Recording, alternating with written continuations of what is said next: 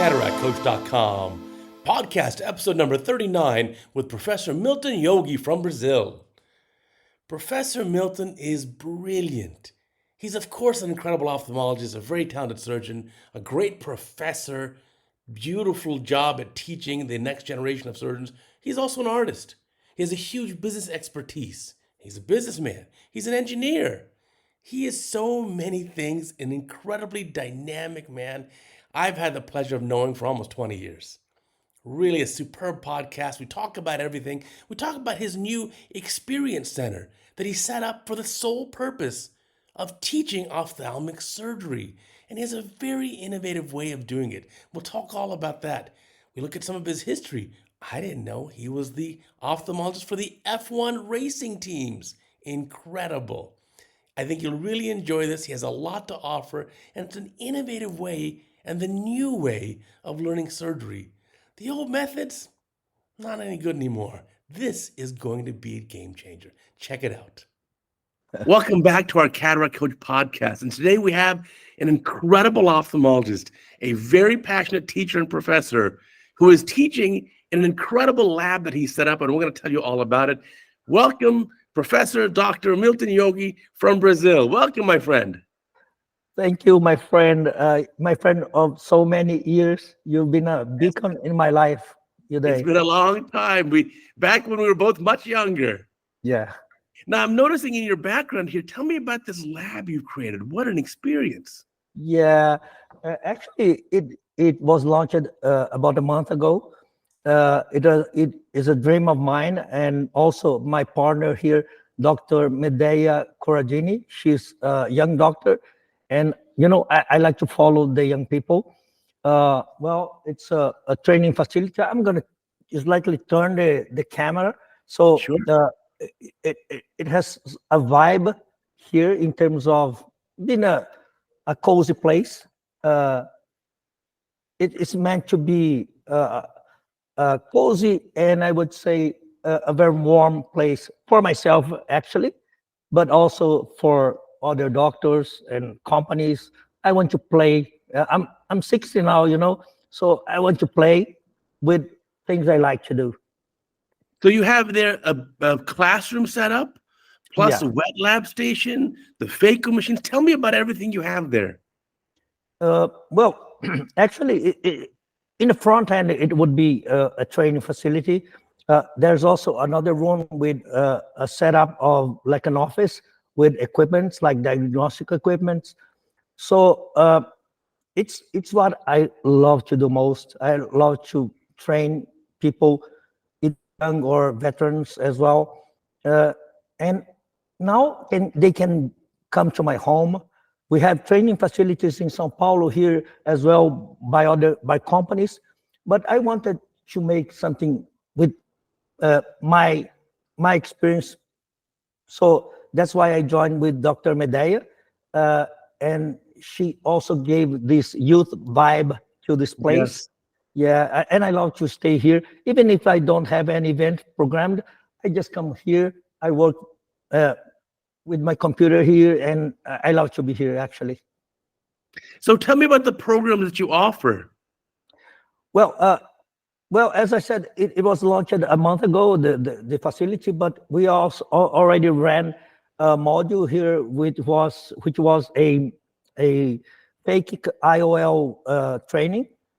Actually, it was amazing because 10 days before, I went to Mendoza in Argentina, and I learned from Dr. Roger Saldivar and his father, Robert Saldivar, a new tool to plan ICL with great predictability.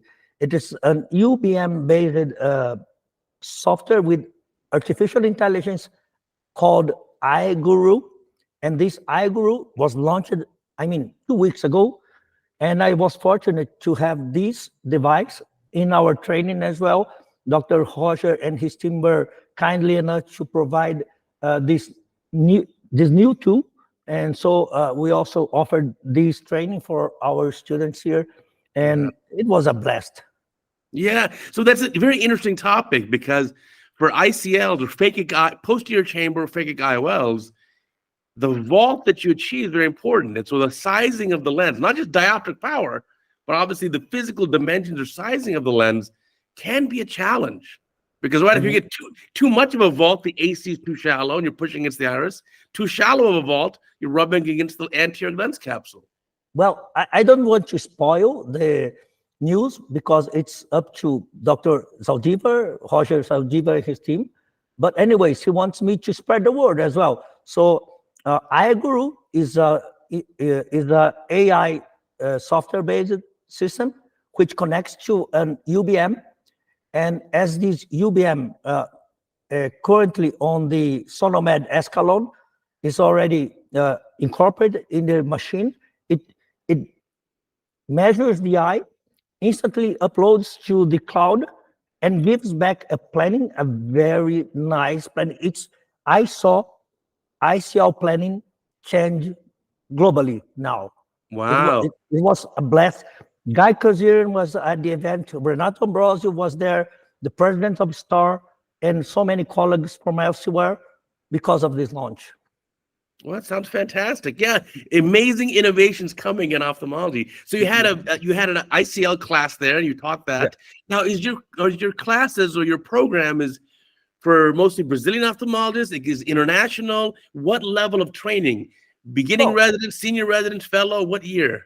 Yeah, in terms of age, I like to cover all of them because I have different offerings for different ages and experiences.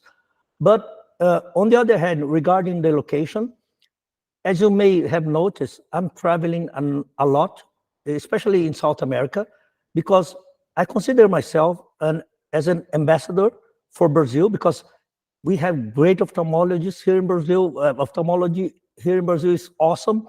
And I want to make more connections among our peers, our neighbors from South America. And I have another news today. It's very interesting. I just partnered with ESASO, which is a European-based training institution located in Poland, in Italy, in Lugano, in Singapore as well.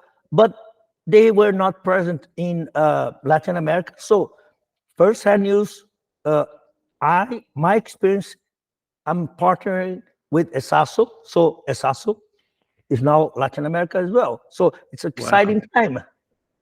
Yes, our world is getting smaller. We're global now, right? Especially with the electronic ways of teaching, like CataractCoach. I mean, Brazil is usually my number 2 country. Wow. For me, it's number 1 by most views is USA, and then number 2 and 3 are usually India or Brazil, going back and forth. But ophthalmology in Brazil is amazing. I enjoyed very much this past Brascars meeting, the Brazilian cataract refractive meeting in Sao Paulo. I'll be there next May at the same meeting in Rio. Unbelievable. And there you have incredible colleagues. The amount of surgery coming out of Brazil really is cutting edge and such an incredible volume. Yeah, and you know, the community, the ophthalmic community here is very cohesive. We partner a lot. We have great relations with our peers. The community is not closed. It's all advancing. Yeah. Brazilian surgeons love challenges. So I play a lot here in Brazil. Yeah, for sure. So your courses now, is it open to other people from other countries? Because one of the questions I get asked a lot. I travel a lot. I give a lot of lectures, 12 countries this year. A lot of people say, well, in my home, in my country, in my city, there's not good training. Where can I go to get better at, let's say, phaco chop, or where can I go learn some advanced techniques? It's amazing because some topics we are talking here, we have not planned, but as you're raising the questions, it happens that I have some answers now. If we were talking a year ago, I wouldn't have the answers, but now, actually, I'm about to start in January and February, my first effort in terms of a scalable hands-on training for surgeons. And I do have almost 30 years of training residents and fellows. I do have started in our institution here in Brazil IPEPO, Instituto da Visão, Vision Institute, which is led by Dr. Rubens Belfort, a global, worldwide known name. I'm technical director, and also I was head of the cataracts division. And there I started hands-on training, but it was a very small scale effort. It has now about 7 years now, but it was because of the setup, it has a very small scale. But now, because of this training facility, I can scale now. I also have in this plan, which will start on January, it's already everything with all the connections already made. We will be offering training for surgery, which is a high demand in Brazil. We have lots of public service needs for cataract surgery, and we have great opportunities for cataract surgeons, but we have to train them. So I will have here the simulation. I will have the theoretical part. It will be a very different training because it will be very, very, very focused. So I can provide results faster.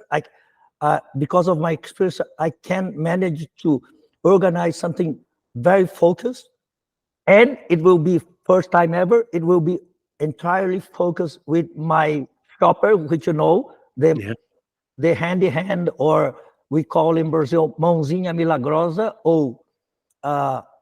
or the Yogi chopper. And I want to strip down the training to remove some of the complications, so the surgeons get acquainted with a safe surgery in the fastest manner. There will be also, not here in São Paulo, but elsewhere in Brazil, a training with hands-on with patients, with all the security and safety net already provided. It's the same structure for training residents as well, but in this case, I'm partnering with them. So it will be very complete. It will be hyper-focused. It's a dream of mine. So many doctors come to me as they come to you, ask for this specific need, and it's a dream of mine to provide this answer. And now that we're touching in this subject, I rely on training with simulated eyes. And as you know, the community in Brazil is flourishing in terms of innovation, ophthalmology, etc. So I have here a very, I would say, the best simulation for eye training. This is a model eye then. Yeah, but I know all of the brands, all of the companies. I tested them all. I have it here. But the impressive of this, it is named Orbital. It was developed in Brazil by a young resident. It's amazing. She developed it during the pandemic because she felt the need to solve her problem. Wow. And she came with this solution. Orbital, Orbitau, Orbital. Yeah, because her name is Tawani. She was a resident 2 years ago, and she developed this eye simulation kit, and she was invited by Dr. Pineda from Harvard to present this model, and they considered it was a great performance, as I consider as well. That's why I'm working with her in terms of trying to perfect some aspects. But actually, I consider it the most realistic phaco simulation nowadays, and that's part of the success of my training, because I had to have something that could provide a complete experience for the training. I wouldn't want to rely on big eyes or a simulate artificial eye that was poor in terms of experience. So this, I would say, this is phaco for real. Wow, that's a neat model, because that is one of the challenges. When you use a pig eye, a porcine eye in the lab, it's not very realistic. The anatomy is not the same. The tissues aren't the same. And obviously, none of the pigs have cataracts. The I will lenses and send you. stuff. I will send you a kit. Yeah, it sounds amazing. Yeah. I mean, a great way of doing hands-on right there in a laboratory setting. So I can see behind you, you have some, looks like some surgical microscope set up and Yeah. some practice heads. So you can put the Yeah. eye in and Yeah, and I as I love to be around with young doctors, it's something for them to come here. We have also some sodas. We have some beer as well because I have no compliance to rely on. So well, we have some beer. We have discussions here with pizza as well. So it's a fun place to be. yeah, I like how you pair with the younger doctors. Yeah. I did the same thing. It keeps you young, keeps you young Yeah. at heart. Absolutely. You was with us at Braskers, and we had a dinner with my fellows and my team. All of them young people, very energetic. It was a blast. Yeah, this it's very collegial. It's Yeah. like really, I think that's my favorite part of the Brazilian ophthalmology meetings is they're very collegial, very open. Even an outsider like me, I felt at home. I felt like Yeah. family. It's not regarding the surgeons or the ophthalmology, but it's the spirit of Brazilian. The Brazilian people is they are amazing. It's the local season of the Brazilian behavior. So I love here, but I also love the Latin America surgeons as well because we share the same Latin uh, Latin blood, I would say. Sure, absolutely. And one of my favorite things with the Brazilian CataractCoach meeting was the end of the day after all the lectures. Then they have a live band playing and dancing and party time, and I right there at the convention center. Yeah. It was amazing. I had such a great time. And we try to join to connect fun, pleasure, and learning. So Absolutely. this unbeatable mix. Now, one important thing that you emphasize a lot is efficiency, because I am blown away. I'm surprised. There are some Brazilian surgeons who do hundreds of thousands of surgeries in their career. And so efficiency, I thought I was pretty efficient until I saw videos of Brazilian surgeons. That's a whole nother level of efficiency. Yeah. And I think it's important we have to become efficient at surgery because there's going to be an increasing demand with our aging population for more and more cataract surgery. And it's funny because some could have some prejudice about these kind of high volume surgeries, but on the other hand, I myself I went after these doctors. I have great doctors in my team, like him, Dr. Neto Rosatelli, which is a Yes. worldwide global known name. Francisco Porfirio, they make more than 100 surgeries a day easily. But the thing is that in terms of the perception of our class, uh, you know, these doctors they have to be highly perfect in their skills because they have to rely on a very advanced technique. And I went to see Dr. Porfirio and Dr. Rosatelli by myself, not only in the videos because I wanted to, like, I watch Formula One. Formula One, I love Formula One.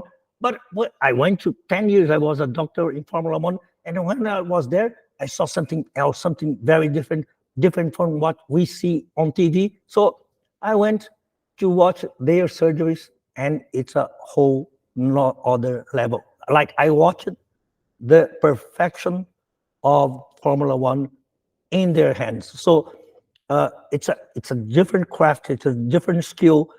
It the first time I went to watch Dr. Rosatelli's surgeries, I spent a whole morning there, and when I left, I was heading home, and I thought, I cannot describe what I saw. I have to go back once again Yeah. because it's not compared to what I do. It's Right. something else in terms of perfection, So, like I love Formula One. So, like Formula One, it's not about high speed.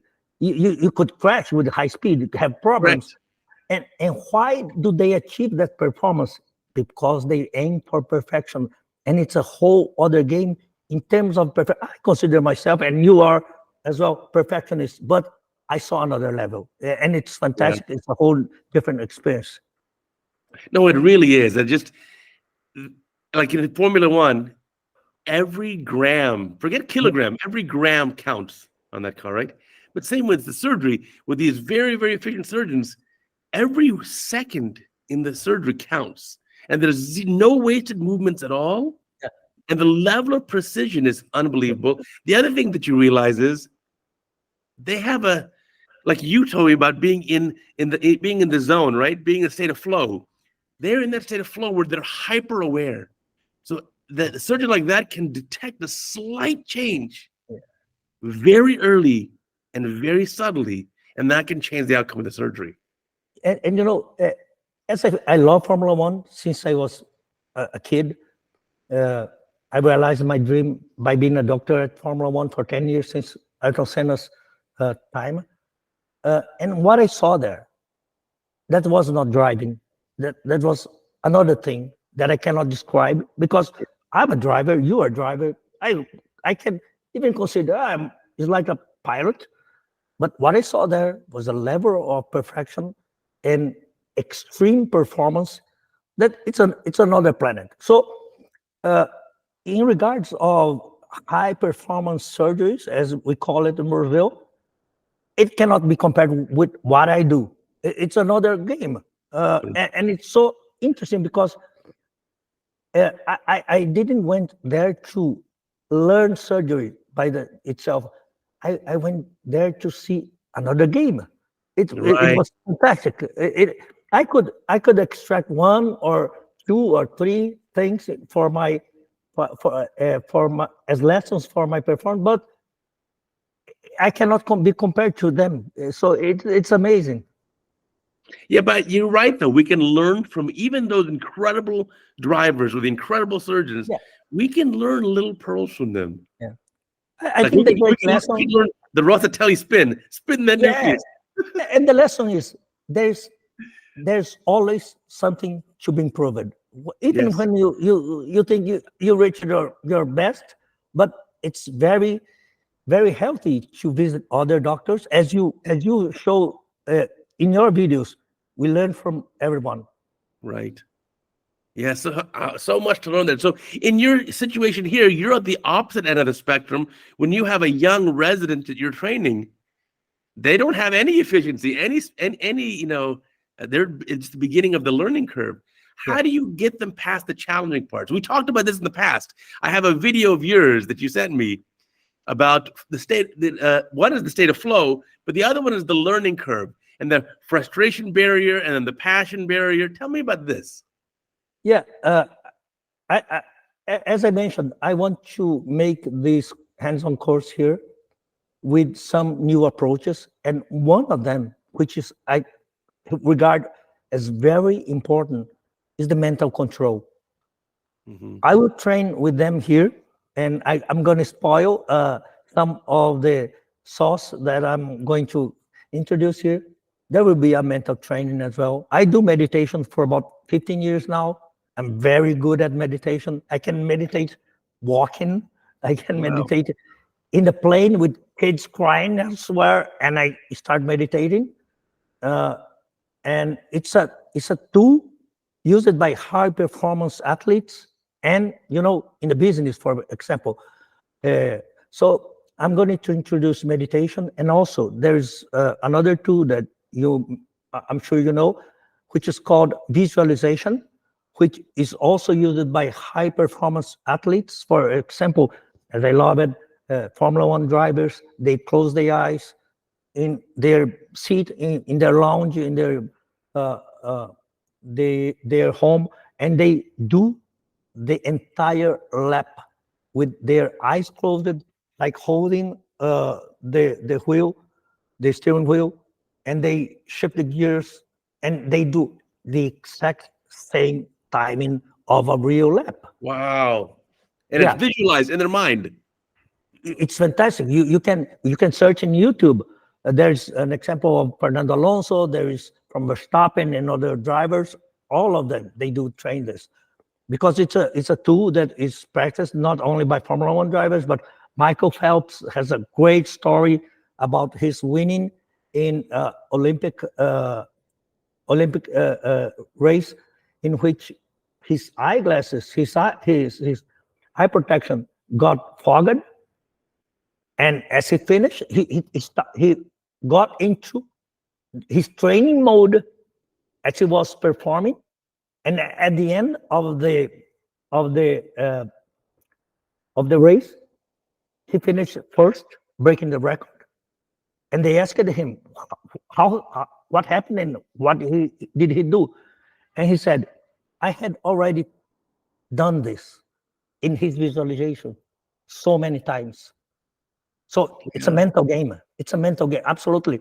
And I have no doubt that it's all about our training as well. You know that there are so many obstacles, there are anxiety, fears, some things that could be solved with mental training. I've been doing this with my fellows for some years now. Some of them, I have a huge team in Brazil as well, and I do it one time or another. But here, I'm going to introduce it as a regular practice. Yeah, that's so smart. I think we all do this. Even now, the night before some challenging surgeries, I'll lie in bed, close my eyes, and think about, visualize that surgery and what I'm going to do next. I do the same thing even now. Yeah, and you know, there are studies that say that your mind cannot differentiate from what it imagines and what is real. So as long as you detail your visualization as much as you can in your mind, it's going through the same process as the real one. So we have this software and hardware. Yeah, built in the brain. Yeah, we should use it more. So many athletes, so many sports areas, they use this technique. It's not mine. It's an old technique, actually, but I don't see it being introduced in our area. I mean, in a scale. I'm sure some doctors, as you do, some doctors do, but I would use it as a regular training tool in this facility as well. Yeah, I think that's important. All these things are just, it's funny how we do these things already as experienced surgeons, but some of the young surgeons may not realize this. Yeah, it's a very interesting chapter to study, visualization. There is psychology involved, there is neuroplasticity involved, there's so many things. And I'm going to introduce it here because it's very important. As you mentioned, young doctors, they get lost in the intricacies of the procedure. So as long as you provide them with tools, I'm sure that, surgery starts here. Surgery starts here. Our hands. Starts with the mind, of course. Yeah. So many doctors, they think as long as they repeat the same process, it will be enough. I think it's important, but actually, you can also train your mind. Why not? No, I think it's absolutely, you have to. You have to. So now in your training for your hands-on, you're teaching mostly phaco chop? Are you also teaching MSICS? Because I think one of the important things in the USA, we do not do a good job of teaching MSICS. I used to teach every resident how to do it when I did it, but I retired from teaching last year. And I think the number of American ophthalmologists who don't know MSICS is too high. You're absolutely right. And actually, here in Brazil, we lack this awareness as well, especially because in Brazil, and I would say Latin America, we had so many hard cataracts because of the access of the population is not that easy. They tend to develop the cataracts and try to solve it too late. And doctors, could use and should use this technique as long sorry, as long as they have the proper training. I have some doctors in my team that have great technique with micro incisional surgeries. So, for example, like I said, Dr. Rosatelli, and I will introduce this training. It's very important also in terms of healthcare for our society. We have to have surgeons with very good skills for this kind of very hard cataract, so I would say. Yeah, today's video on Cataract Coach is a very elderly patient where the surgeon on a very dense cataract is attempting phaco using a MyLoop device. It breaks the bag. It's just a huge mess. And I looked at that case and I thought, we could have done MSICS and been done in a few minutes. I watched this video. I saw the MyLoop and the complication, and it was posted today. Yeah. And I was also a little bit shocked. And I totally agree with you that as surgeons, we must have several techniques and skills. Right. And on the other hand, I think you in US, you don't have the kind of hard cataract we do have in Brazil. our kind of hard cataracts, I like M&M or something like that. I don't have a right comparison, but they're very tricky, very hard cataracts. It's a big deal here. Yes, I've seen many of them at like the live surgery that we saw at the Braskers meeting. The cataracts are completely opaque. There's zero red reflex, and the cataracts are as hard as rocks. Yeah, it's a challenge. It's a challenge here in Brazil. For example, as you mentioned, we have high volume surgeons with because of the population aspects here in Brazil, and in these campaigns that are held by government and also some initiatives, they face lots of these kind of cataracts. There are also expeditions, to Amazon rainforest areas in which they have access to even more challenging cases. We at the Federal University of São Paulo, Unifesp, which is very near here, we do have expeditions to Amazon rainforest to reach even indigenous people there in order to solve the cataract problems. They don't have the access for, I would say, healthcare. So there are expeditions planned by not only institutions but also the army in Brazil that gives the support as well. Oh, that's fantastic to get access to more people, to help more people. It's amazing experience, Uday. So many foreign doctors, very highly known doctors, they join in this because it's a life-changing experience, I would say, in terms of you helping people that they don't have. I saw people that never saw a doctor at the age of 70. No doctor at all at the age of 70 not because they are healthy, but they don't have healthcare. Access. Yeah.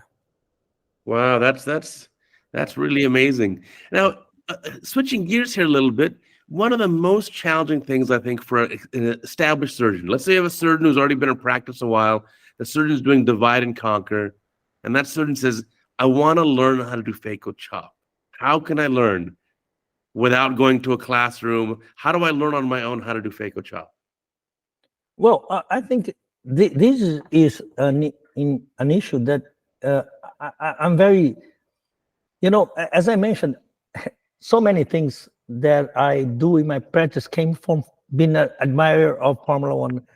And what I loved in Formula One in terms not only the technology of the cars and the teams, but also I love the high performance pilots, the drivers. And what I'm amazed, and I try to use them as an example. Uh, they they are very highly skilled in so many techniques in terms of being a driver, being an aggressive driver. They have to rely on knowing so many different cars, different setups. He can drive your car in a very aggressive manner. He drives a Formula One, which has a 1,000 horsepower. They don't rely on one specific technique or one specific machine.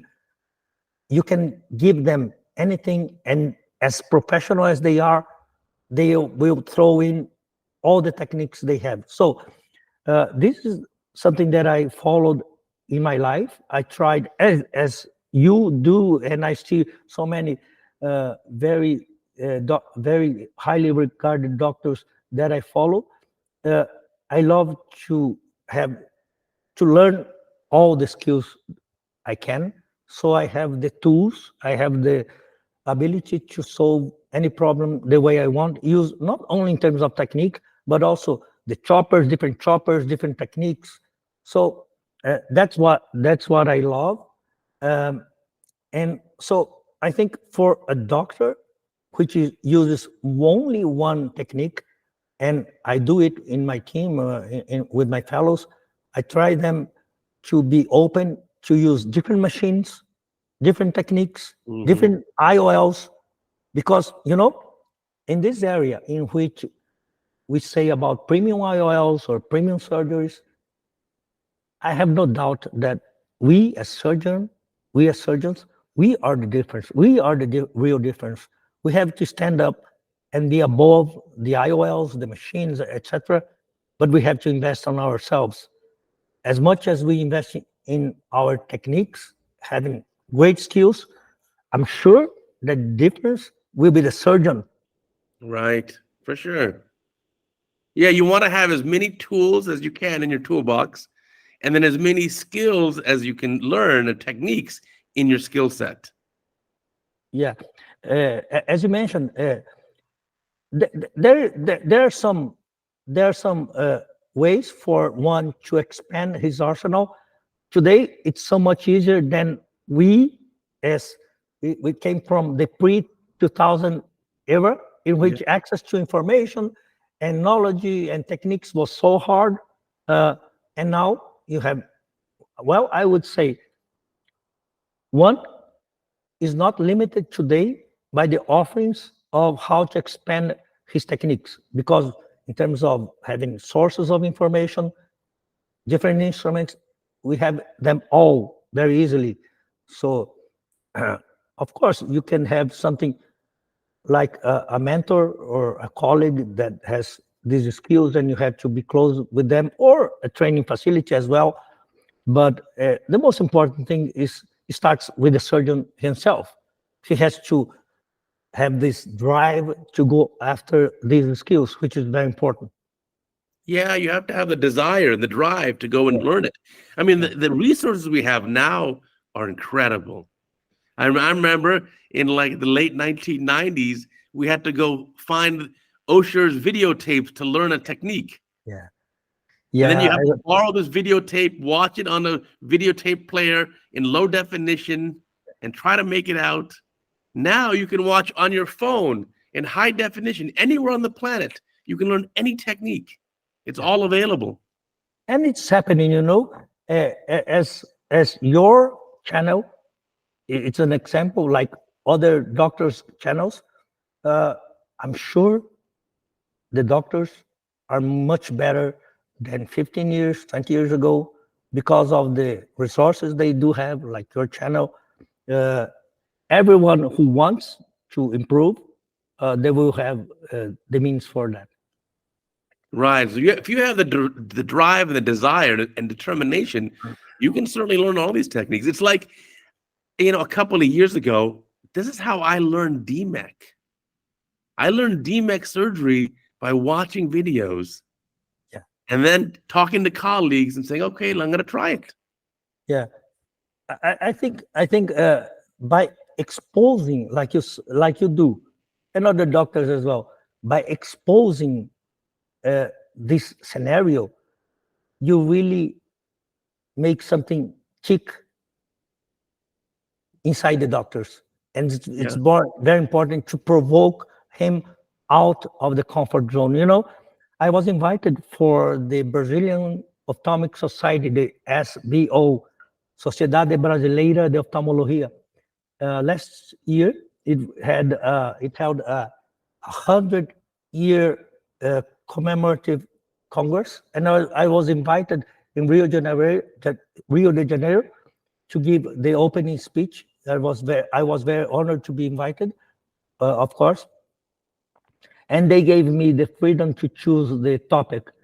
And I chose the discomfort zone. That was the name of my lecture, because I'm addicted to the discomfort zone.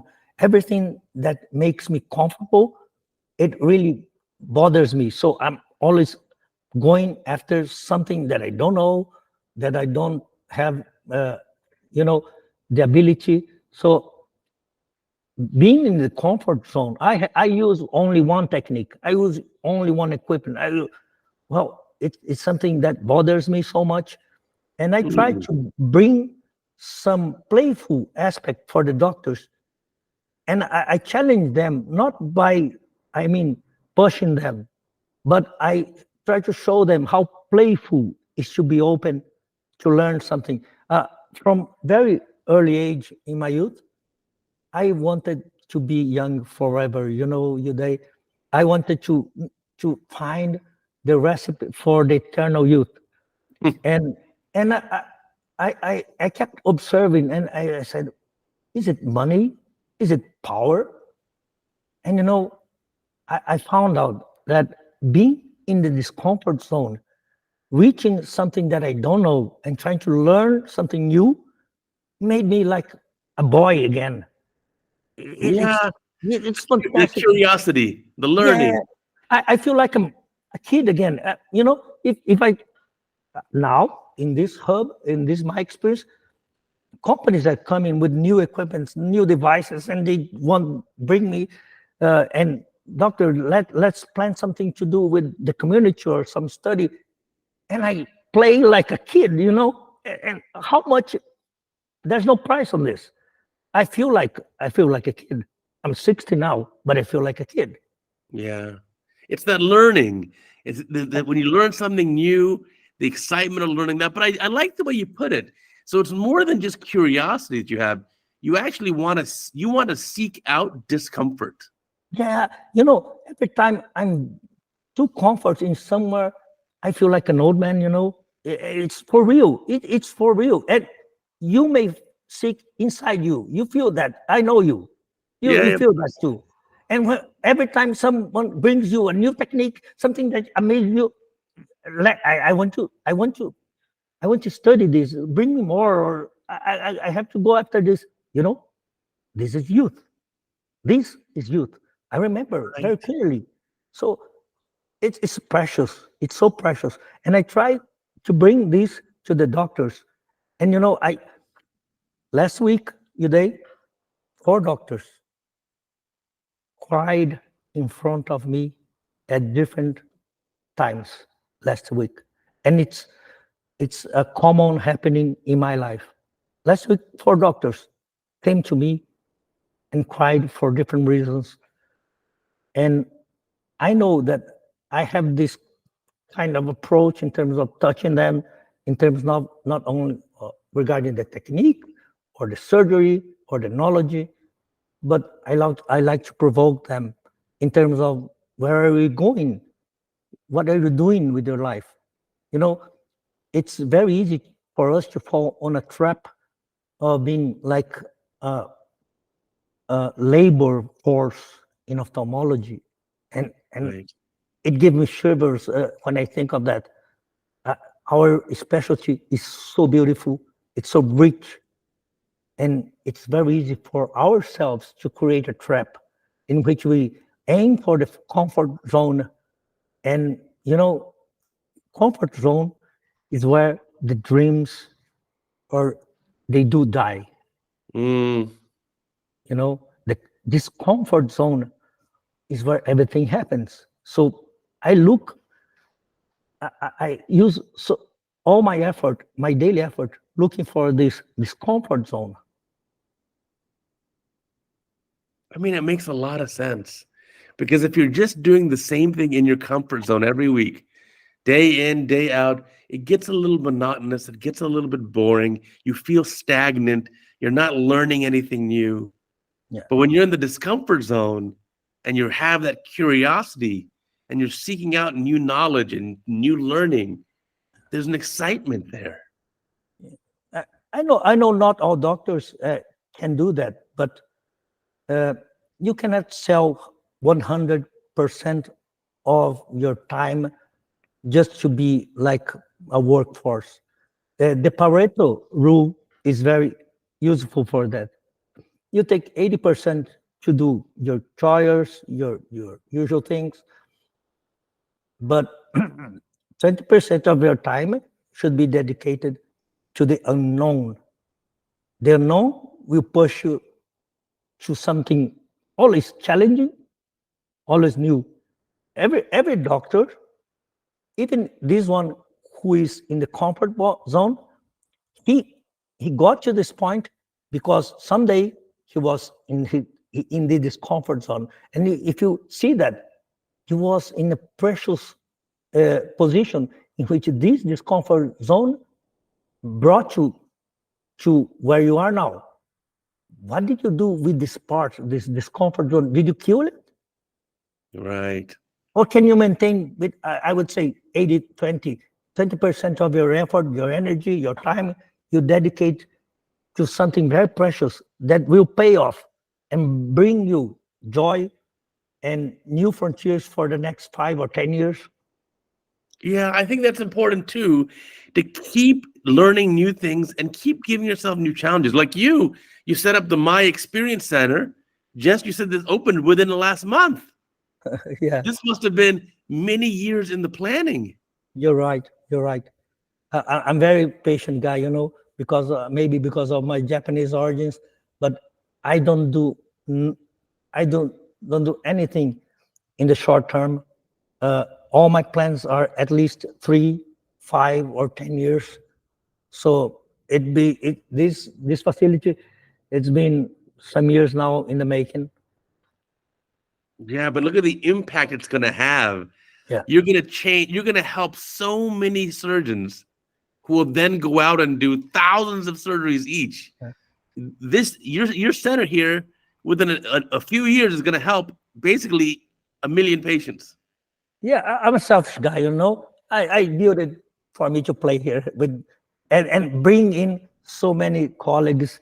I love to make connections. I love that. I'm addicted to it. So instead of traveling so much as I do, going after the colleagues, I built something to bring them here. So I live very near here. I come walking every morning. Nice. Yeah, and now I'm receiving these colleagues here, and it's a playful time moment of my life. So tell me about what programs you're going to start having now in your center. Sure.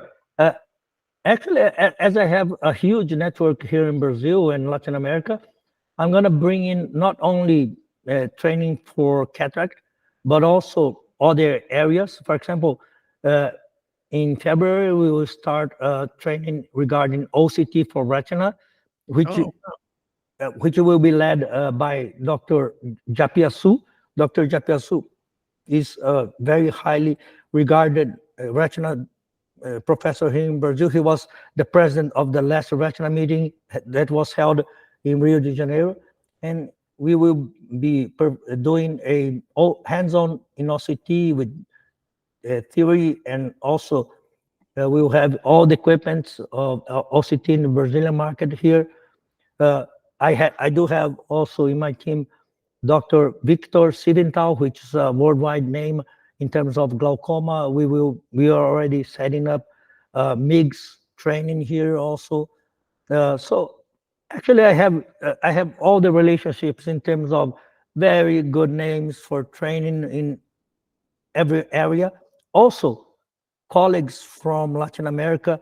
I'm planning with Dr., as I mentioned, Dr. Saldivar, to bring in part of his ICL training here. And that's what I love to do. So many trainings. And, Uday, there's a part of my story that it's for another talk with some beer and caipirinha. Uh, I was not supposed to be a doctor. I want to be an engineer. So that's why I have so many different interests in my life. I wanted to be an engineer. I come from a very humble family, and I worked with my family at the streets selling vegetables. And well, when I was a kid, I wanted so badly to be an engineer, and my dad gave a choice to me. Could be a doctor or a doctor. There were these two choices because he wanted so badly to have a doctor among his siblings, and I was chosen. I was the chosen one. Uh, when I uh, got into my medical degree, uh, I wanted so badly to be an engineer that I had a startup company in the early 2000s because of the dot-com. Sure. And yeah, I had a great adventure at the time. I ran this startup for about 8 years. I worked with so many companies like local HP, Apple, other companies, telecom companies. I really released my desire for working in this area. As in parallel, I was a cataract doctor as well. But they started crashed crashed magnificently. But it gave me first. Uh, I let this page to be turned in my life. Uh, Right. but in the other hand, it gave me so much experience in dealing with people, in dealing with companies, corporations, and I saw so many other things in my life. I I had my MBA at that time. I was invited to be a professor at the MBA as well. So when I turned again my life to performing just cataract about 15 years ago, I came in with other skills, not only cataract surgeon, which I love to do, but I have so many other interests. And in this facility, as I mentioned, uh, I'm going to start other parts that I love so much. I don't show it off, but I'm 60 now. I can show some things that people don't know about me. Like I love business, I love marketing, I love these crazy things. And I'm going to be doing some classes on these subjects, not only with me, but I also have great relationships with other people very highly skilled in this area because of my interest. This morning came a local company came here to know the place, but I presented them with an AR, augmented reality, and virtual reality solution that I am partner of. Uh, I show them off this device, which is a goggle with augmented reality, with some images for training surgeons, and they were amazed. And these kind of things I love to do. I see myself as a hub now, and so many things that I did and I don't show uh, now. Again, I'm 60. I want to show all the toys and things that I do. That's amazing. You have such a huge interest. Obviously, surgeon, professor, businessman. You're obviously with the MBA. You're expert in marketing, and obviously doing a startup like you're doing now. Engineering, Star Wars fan. Star Wars fan, and an F1 doctor, which I didn't even realize. That's Yeah, amazing. yeah. I was a doctor at the ophthalmology team, uh, looking for the drivers and Formula One team as well. And uh, that I have a fellowship training here in São Paulo, and it has just opened in 11 cities in Brazil. It's the largest My learning fellowship is the largest one in Brazil. I just partnered with a medical institution, a very big medical institution in Brazil named IDOMED. They are controlled by a company that is in the stock market, and they partnered with me, and now we are opening the fellowship in 11 cities in Brazil, because Brazil is a continental country. So so many doctors came to Sao Paulo just because of this training, and now I'm offering in elsewhere in Brazil. Wow. Tell me about this fellowship. This is anterior segment cataract, refractive. What's involved? Well, I have two, I could keep, we could keep on talking about some hours here, because I do so many things I love to do. When I was head of the cataract surgery in Unifesp, which is a major institution in Brazil, I was head of cataract there for about 5 years. And one of the things I did at that time, which was from 2011 up until 2016, I joined two different divisions, cataract and refractive surgery, because I envisioned that it is the same thing. So we pioneered these efforts, and we transformed two different divisions, refractive and cataract, into one, which is now named Optica Cirúrgica, surgical optics, which joins cataract and refractive. Because I look for the discomfort zone. Now, as I train my fellows in my facility, I have a facility here in São Paulo, in this surgical optics, so many doctors, so many fellows, residents, they wanted to join in São Paulo. That's why I brought this effort to partner with some different institutions elsewhere to bring the same knowledge, the same know-how, the same method of joining cataract and refractive to, it's the same thing now. It's one thing only. The other thing that, I have so many things that I didn't spread the word, but I'm opening here. One of the guests of your podcast was Christos Infantidis. Sure. Yeah. And I follow him very closely. And he held a panel at AAO last year, and then in ASCRS in San Diego in May, and then again now in San Francisco with the AAO.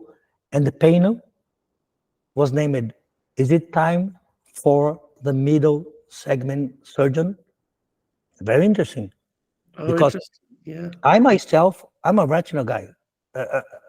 In the early times, I performed retina surgery from 92 up until 97, and I was enlightened in my head to go only after cataract.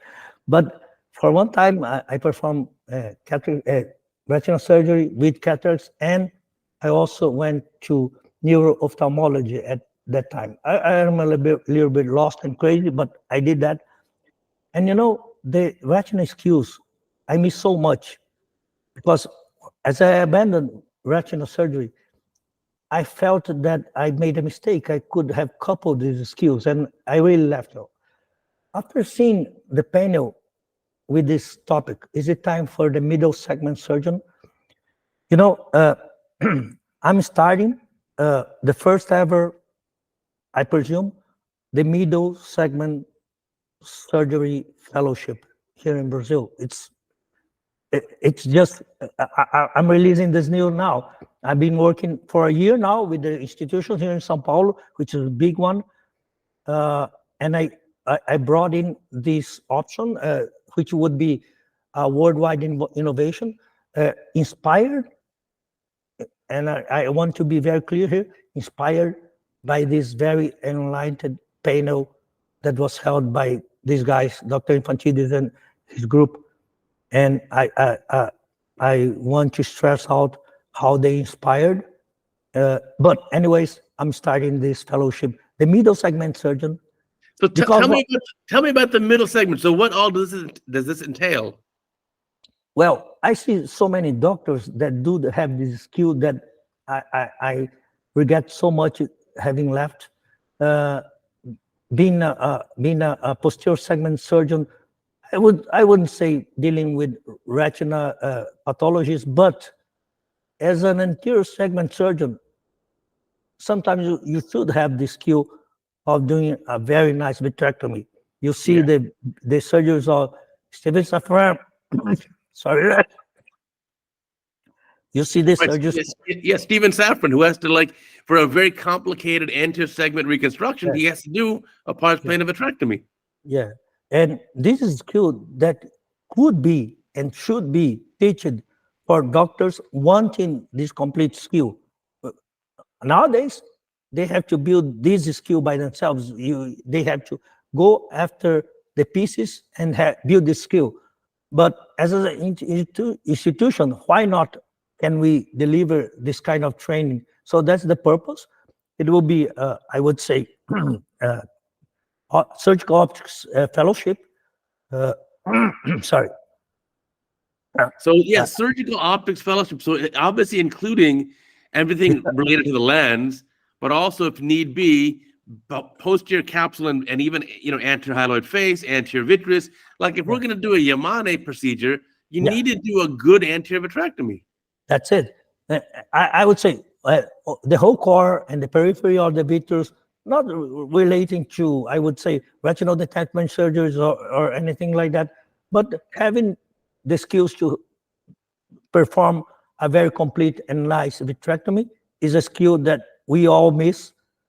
Yeah. Especially we had so much mileage, but if you sorry, I should become your fellow because I didn't do any retina training. And today, if I have a patient who needs a good pars plana vitrectomy, I refer them to a vitretinal colleague yeah, because and I don't have this training.